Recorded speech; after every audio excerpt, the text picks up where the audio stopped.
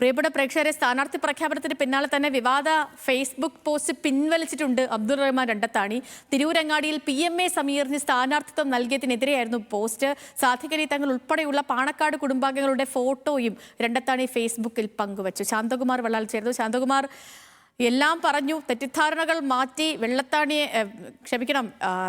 രണ്ടത്താണിയെ അനുനയിപ്പിച്ചു. ഇപ്പോൾ ഒടുവിൽ ഫേസ്ബുക്ക് പോസ്റ്റും പിൻവലിച്ചു. വിവരങ്ങൾ തീർച്ചയായും വലിയ പ്രതിഷേധമാണ് ഫേസ്ബുക്ക് പോസ്റ്റിലൂടെ അബ്ദുൾ റഹ്മാൻ രണ്ടത്താണി കഴിഞ്ഞ ദിവസം പോസ്റ്റ് ചെയ്തിരുന്നത്. അതാണ് വേറെ വിവാദമാവുകയും ഒരു ദിവസം പൂർണ്ണമായും അത് വലിയ ചർച്ചയാവുകയൊക്കെ ചെയ്ത്. ഇതിനിടയിലാണ് മുസ്ലിം ലീഗ് നേതൃത്വം തന്നെ അത് ചർച്ച ചെയ്ത് തീരുമാനിക്കുന്നതിന് വേണ്ടി ഒരു സമവായം ഉണ്ടാക്കുന്നതിനുള്ള ശ്രമം നടത്തി. ഇന്നലെ രാത്രി പാണക്കാട് മുനോറലി ശിഹാബ് തങ്ങൾ, അബ്ബാസ് അലി ശിഹാബ് തങ്ങളെയും നേരിട്ട് വന്ന് കാണുകയും പ്രശ്നങ്ങൾക്ക് പരിഹാരം കാണുകയും ചെയ്തിരുന്നു. അപ്പോഴും പോസ്റ്റ് പിൻവലിച്ചിരുന്നില്ല. ഇന്ന് രാവിലെയും നമ്മൾ അബ്ദുൾ റഹ്മാൻ രണ്ടത്താണിയെ കണ്ടപ്പോൾ പോസ്റ്റ് പിൻവലിക്കുന്ന കാര്യം ചോദിച്ചപ്പോഴും അദ്ദേഹം ആ കാര്യത്തിൽ ഒരു കൃത്യമായ മറുപടി ഒന്നും പറഞ്ഞിരുന്നില്ല. എന്നാൽ അതിൽ നിന്നെല്ലാം വ്യത്യസ്തമായി ഇതുമായി ബന്ധപ്പെട്ട ഈ വിവാദ പോസ്റ്റുമായി ബന്ധപ്പെട്ട രണ്ട് പോസ്റ്റുകളാണ് ഉണ്ടായിരുന്നത്. ആ രണ്ട് പോസ്റ്റുകളാണ് ഇപ്പോൾ അദ്ദേഹം പിൻവലിച്ചിരിക്കുന്നത്.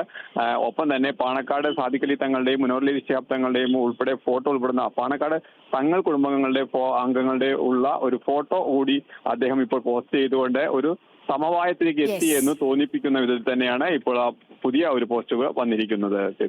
ഓക്കെ, ശരി. ശാന്തകുമാർ വള്ളാലാണ് വിവരങ്ങൾ നൽകിയത്.